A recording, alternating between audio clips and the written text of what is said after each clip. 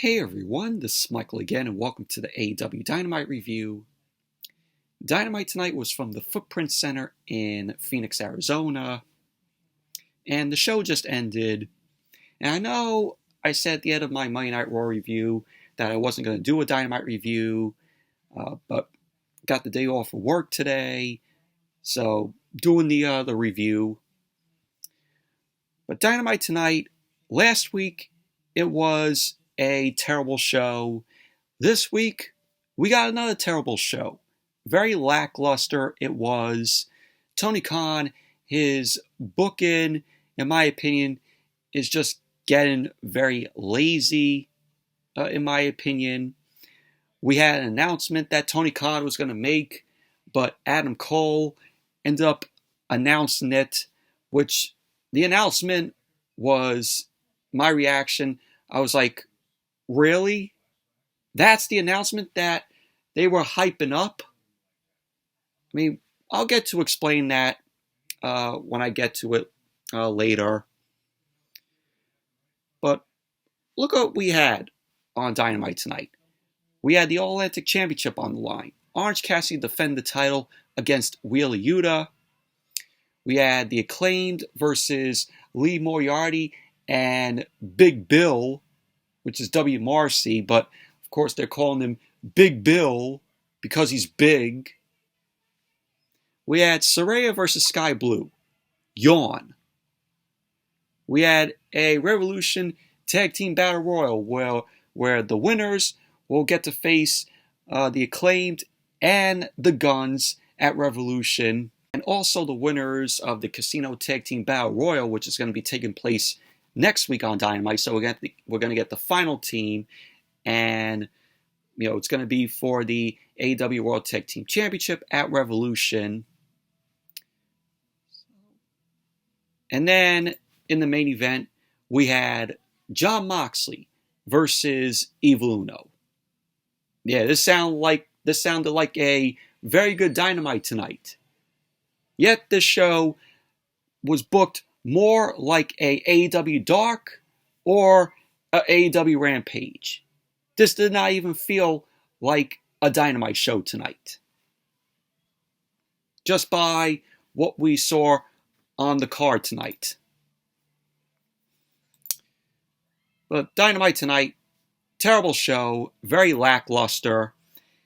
And this is for us to get hyped up for Revolution, just by what we saw tonight. But anyways, let's jump right into the review. Dynamite opened up tonight with Orange Cassidy versus Wheeler Yuta. The All-Atlantic Championship was on the line. Orange Cassidy defended the title. This was a decent match here. So we had Orange Cassidy end up coming out first, and then Wheeler Yuta. So match started off with Orange Cassidy offering a handshake to Yuta. Yuta ended up responding by slapping Orange Cassidy, and he ended up exchanging some offense on Orange Cassidy. And then Yuta ended up rolling up Orange Cassidy. Cassidy kicked out. And then we had Orange Cassidy end up rolling up Yuta. Yuta ended up kicking out. So it was near fall after near fall here. And I liked how the way in this match that both Orange Cassidy and Yuta, you could tell that they know each other really well in what they were doing here. So Orange Cassidy ended up going to put his hands in his pockets. Yuta was not having any of it, and he ended up locking in a leg lock on Cassidy. Cassidy ended up getting out of it. So Yuta ended up staying on Cassidy, applying some more holds onto Cassidy. So we had Yuta end up getting out of the ring to take a breather, and Claudio Castagnoli ended up coming out. Claudio came out to ringside. He was motivating Wheeler Yuta. So he ended up slapping Yuta in the face, and he ended up pointing to the ring. Yuta ended up sliding back into the ring, and he went to attack Orange Cassidy, and Yuta ended up biting Orange Cassidy, and he ended up sending Cassidy out of the ring, and Yuta ended up followed up with a dive to Cassidy. So Yuta ended up sending Cassidy into the barricade, and then he ended up sending Cassidy into a table at ringside. So Yuta ended up flipping the table over on Cassidy. So Cassidy was trapped under the table. Yuta ended up getting back to the ring, and we had Yuta end up sending Orange Cassidy back to the ring, and he ended up sending Cassidy into the corner. Yuta ended up laying in some chops to Orange Cassidy's chest, and then Orange Cassidy ended up stopping Yuta, and Cassidy ended up putting his hands in his pockets.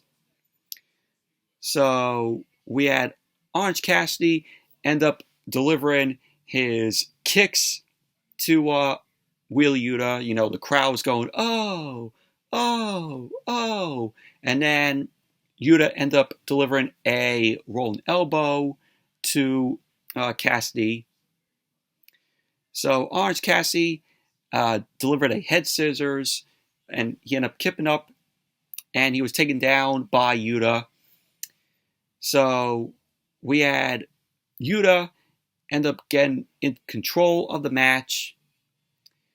So then, as Dynamite came back from the commercial, Orange Cassidy started to fight back. He ended up delivering an elbow to Yuta's head. So we had Yuta end up climbing up to the top, and he delivered a diving splash, and Cassidy ended up rolling out of the way. Cassidy ended up going for the orange punch, but it got countered by Yuta. Yuta countered it into a DDT, and then he ended up delivering a brainbuster to Orange Cassidy. Yuta ended up going for the cover. Cassidy ended up kicking out. So Yuta grabbed Cassidy by his arms, and he delivered kicks to Cassidy's head. Cassidy came back, started kicking back at Yuta. So Yuta responded with a headbutt, and he ended up hammering away at Cassidy's head.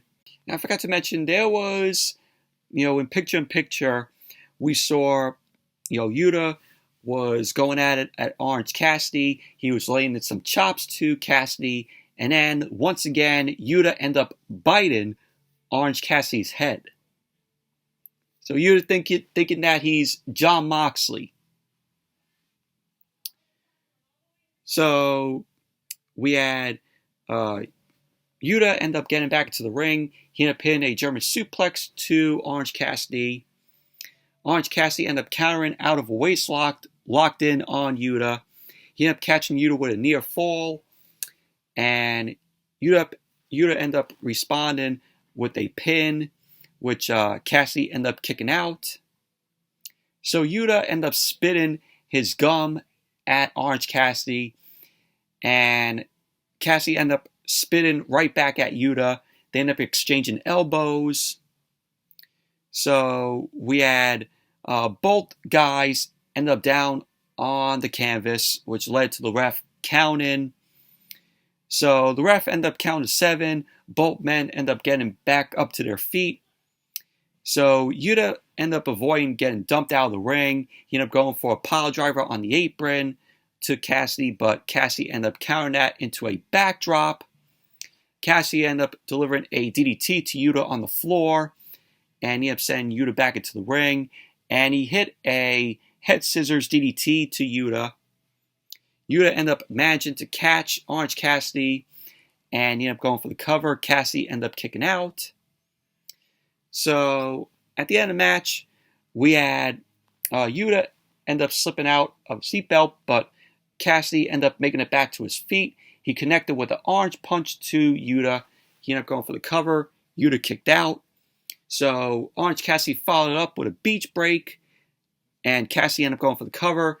Yuta kicked out, and then Orange Cassidy ended up laying out another orange punch to Yuta. So Cassidy ended up going for the cover, and there you go. Orange Cassidy ended up winning the match, retaining the All-Atlantic Championship. Overall, this was a decent, fun match. Really enjoyed the offense between Orange Cassidy and Yuta. Like I said, they know each other really, really well just by what we saw here. But post-match, we had Yuta end up getting to his feet. Orange Cassidy end up offering a hug of support. But Claudio Castagnoli ended up making his way back to ringside. He was directing Yuta to get out of the ring. Yuta ended up grabbing his Ring of Honor Pure Championship from ringside. He ended up regrouping with Claudio. So then we went backstage. Hangman Page and Evil Uno were at odds with each other about the Dark Order having Hangman's back against Jon Moxley. So Evil Uno ended up assuring Jon Moxley that there's a rough time to be had tonight. So pretty much that was that. And then as Dynamite came back from the commercial, we had Ricky Starks. Ricky Starks was in the ring, got a big pop from the crowd there in Phoenix. So Ricky Starks got on the mic and he ended up talking about the past few months and how he dealt with the Jericho Appreciation Society, how he dealt with baseball bats, and also being put through a table, and that the message is clear. He ended up saying that Chris Jericho, the Ocho, does not want a rematch against him. So Starks ended up saying that he's moving on from Jericho. So he ended up saying that he has an open contract for a match against himself at Revolution. So Starks ended up knowing that there's someone itching to get on the Revolution card. So Starks ended up saying, come on out and let's do the damn thing. He ended up calling for anyone in the back to, have a match with him at Revolution. So out came Chris Jericho. Chris Jericho came out. He had spikes on his jacket. He looked like a pincushion. So he came out wearing that jacket. Crowd was singing along to Judas. So Jericho got on the mic. He ended up saying that he knows what Starks is trying to do, and that he's trying to bait him into having another match. So Starks ended up claiming that he's done with him. But Jericho ended up saying that it's not over until he says it is. So Jericho ended up telling Starks to enjoy his one moment, but know that it will never happen. So Jericho ended up wishing Starks good luck with the open challenge, hoping it goes well for him. So then Peter Avalon ended up coming out. Peter Avalon was looking to accept the open challenge, but Jericho ended up taking Peter Avalon out with a Judas effect. So I'm like, okay, Peter Avalon comes out, Judas effect by Jericho. Good, go back to catering, Peter Avalon. So Jericho ended up making his way down to the ring. He got in the ring, and he ended up telling the crowd to shut up. So Jericho ended up saying that Starks can't have Revolution without him. So Jericho was like, maybe he should take the open challenge and embarrass Starks. So Starks ended up saying that he could. But Starks ended up saying that he knows that the Jericho Appreciation Society would be involved. But we all saw Jericho become the first ever AEW World Champion, all on his own. So Starks ended up saying that unless Jericho thinks he can beat him on his own, there's no reason to accept.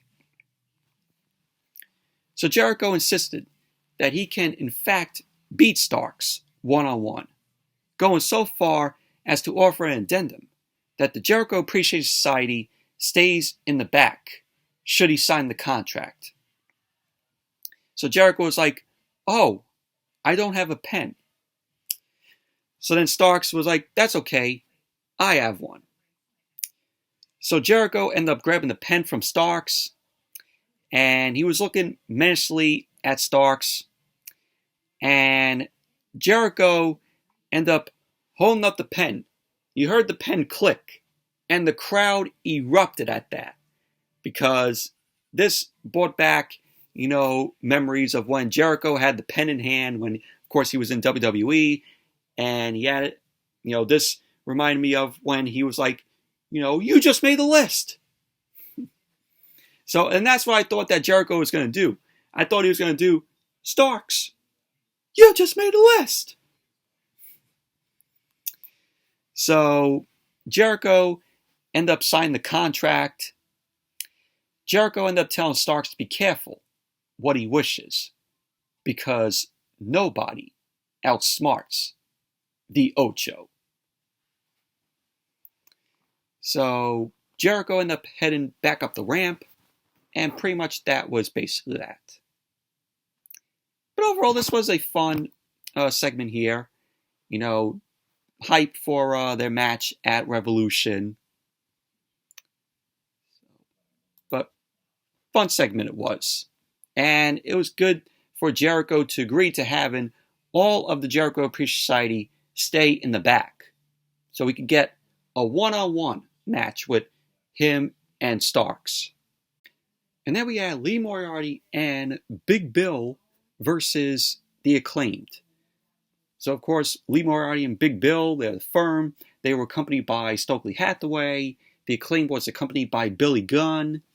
And this was an okay tag team match. Not great. A little short. Yeah, Max Caster coming out doing his rap, of course. There was a point where he mentioned about Big Bill saying that his woman called him and told him that he was SAWFT, making a reference to Enzo Amore, which, is now Real One. So, match started off with Caster and Moriarty going at it. Caster ended up getting the upper hand until Moriarty ended up turning things around on Caster. Bowens ended up tagging in, and the Acclaimed ended up double teaming on Moriarty. Bowens ended up going for the cover, and Moriarty ended up kicking out. So during the picture-in-picture, all four men were getting involved. Caster and Moriarty ended up going at it again, and Lee Moriarty ended up taking in Big Bill. Bill ended up beating up Caster, and then Big Bill ended up mocking the crowd. So as Dynamite came back from the commercial, Big Bill was still on the attack on Caster. Caster ended up rolling away from an elbow drop, and he tagged in Bowens. So Moriarty ended up tagging in, and so Bowens and Moriarty went at it.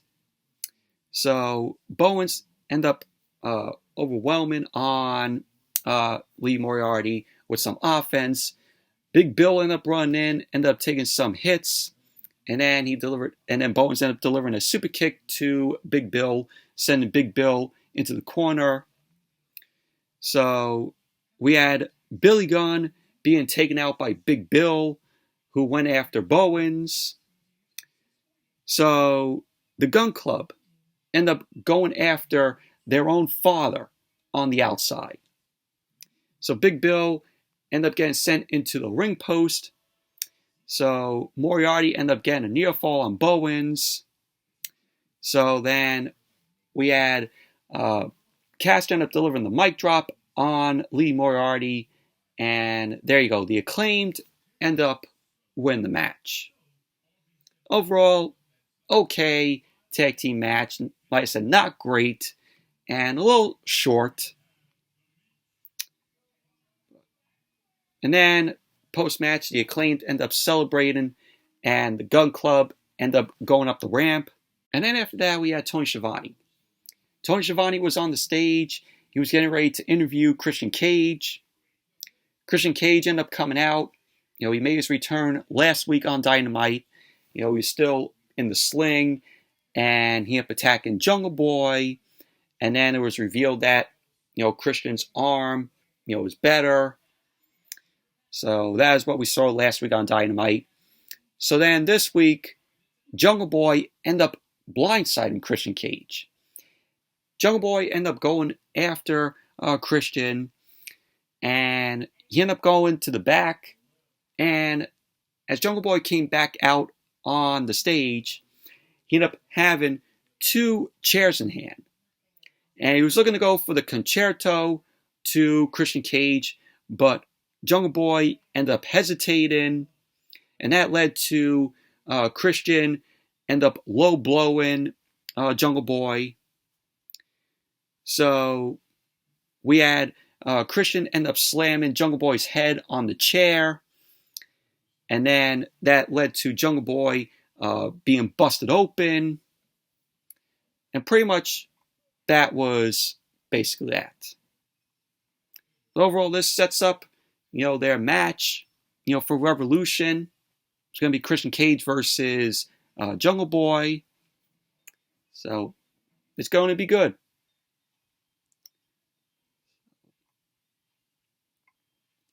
And then we had Saraya versus Skye Blue. Saraya, of course, was accompanied by Toni Storm. And this was just a squash match. Saraya ended up winning the match. Post-match, Saraya and Toni Storm were looking to spray paint the L on Skye Blue. Of course, trying to be like NWO, both of them. But Jamie Hayter and Dr. Britt Baker, DMD, end up coming out to stop Saraya and Toni Storm from spray painting the L on Skye Blue. So we had both Saraya and Toni Storm end up spray painting a fan sign before they end up running up the ramp. So they were up the ramp, and Ruby Soho ended up coming out. Ruby Soho was more focused on Jamie Hayter. So she wants to challenge Jamie Hayter for the AEW Women's World Championship. So pretty much that was basically that.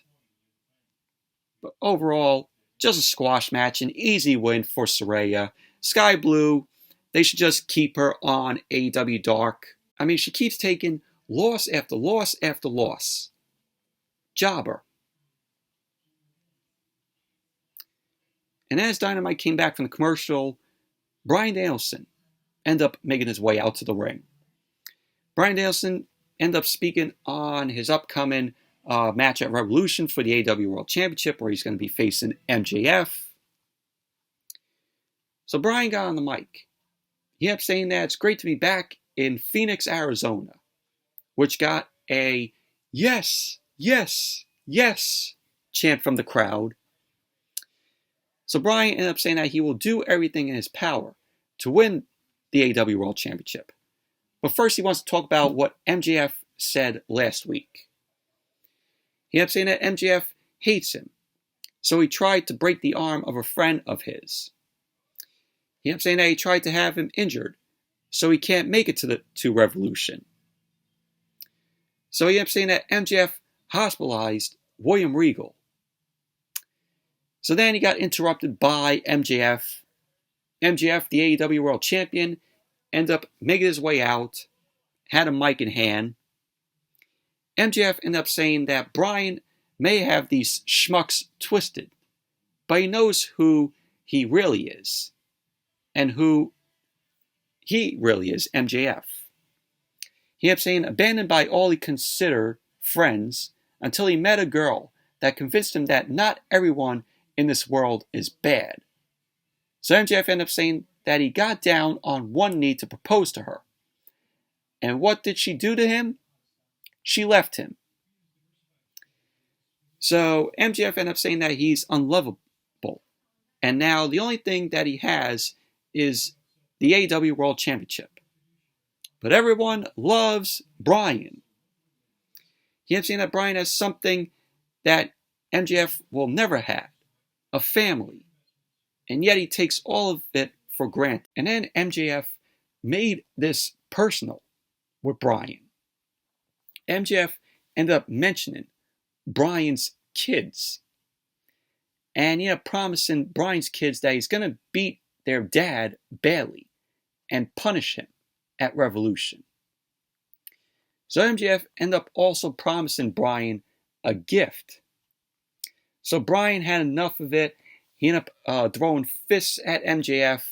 We had security end up breaking things up between the both of them. And Bryan continued to go after MJF. And more officials end up running down to the ring to get things under control. And MJF ended up breaking away. He left the ring. Bryan was right on top of MJF. And the brawl continued to the outside. And pretty much that was basically that. But overall, this was a good segment here. It was a very rough watch. Things got heated, because MJF ended up mentioning, Bryan's kids. But, this, is getting personal, heading towards their match at Revolution, which is a 60-minute Iron Man match, which is going to be a very good match, though. But overall, this was a good segment, very intense, for the comments that MJF made to Bryan's kids. And then we had Jamie Hayter and Dr. Britt Baker, DMD.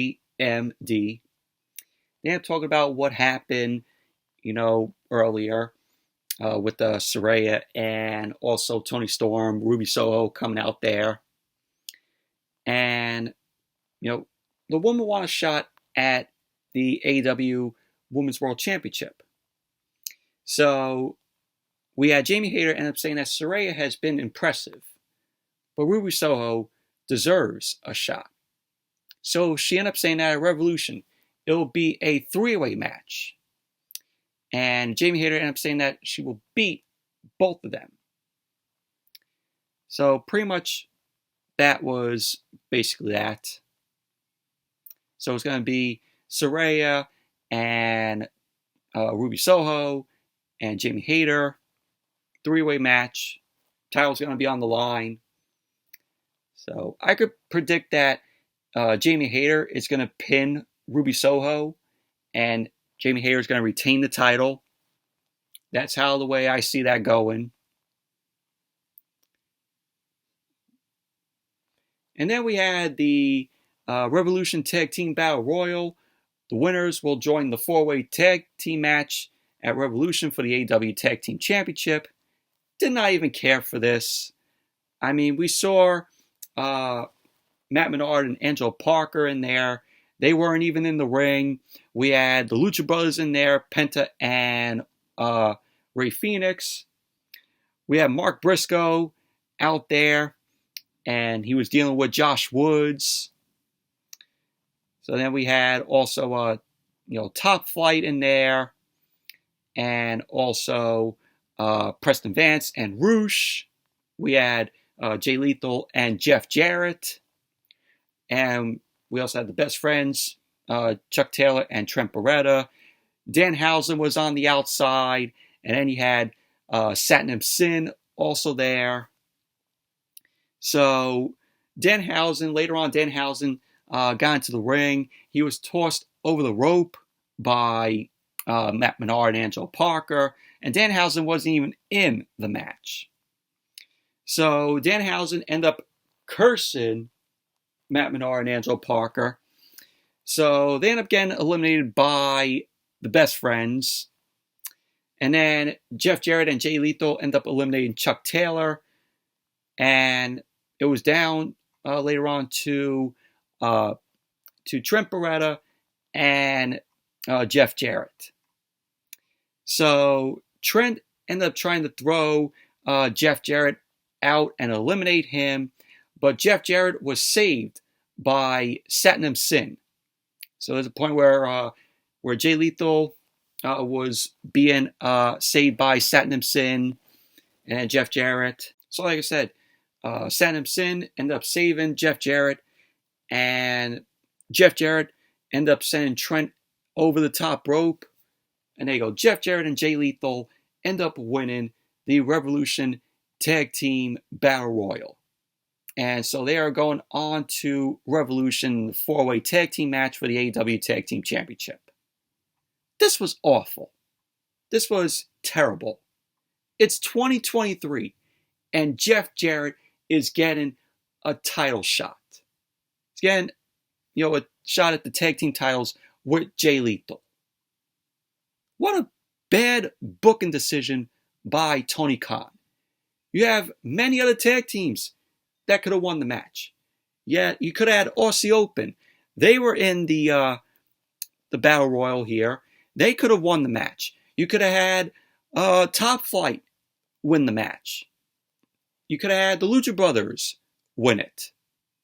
But instead, you go with Jeff Jarrett and Jay Lethal. Unbelievable. What terrible, terrible booking decision by Tony Khan. So then we're going to find out who are going to win the Tag Team Casino Battle Royal next week on Dynamite. So whoever wins that Casino Battle Royal next week, they'll be put in the 4-way tag team match at Revolution for the AEW World Tag Team Championship. So and they will join, Jeff Jarrett, Jay Lethal, the Acclaimed, and the Guns. But I can't believe it. Jeff Jarrett, Jay Lethal, win the match and going on to Revolution in the 4-way tag team match. Jeff Jarrett getting a shot at the World Tag Team Championship with Jay Lethal. I could tell, backstage, he was loving it. Jeff Jarrett was loving it. He was strutting, his way. He's going to strut his way to Revolution. Man, terrible booking decision. So then we got a video package of the return of the House of Black and, them focusing on the Elite and the Trios Championship. So we saw that. And then we had Tony Khan's announcement. Renee Paquette was with Tony Khan backstage, but Tony Khan ended up turning the announcement over to Adam Cole. So Adam Cole ended up talking about the day being upon us in March, and that after Dynamite, it's going to be a new weekly show called AEW All Access. And this show is going to be showcasing AEW as we've never seen it before. You're going to see him, his girlfriend, Dr. Britt Baker, DMD, and all the other AEW stars in this weekly show. So Adam Cole ended up saying that this is something we're not going to want to miss. So he ended up saying, beyond that, that very same night AEW All Access debuts, we will see him in his in-ring return. So Adam Cole ended up talking about that day he's been thinking about coming so close. So really, this was the announcement that they were gushing over? Yeah, very underwhelming. This announcement should have been posted on AEW's social media page. I was thinking, this announcement that Tony Khan was going to mention, it would have to be on Forbidden Door 2. I was thinking that this was going to be an announcement for Forbidden Door 2. But unfortunately, that wasn't the case. So AEW All Access, Tony Khan ripping off Total Divas or Total Bellas. Yeah, how original, TK. How original. So yeah, that's what it's going to be. AEW All Access. So another hour of TV on TBS. I cannot wait to not watch All Access.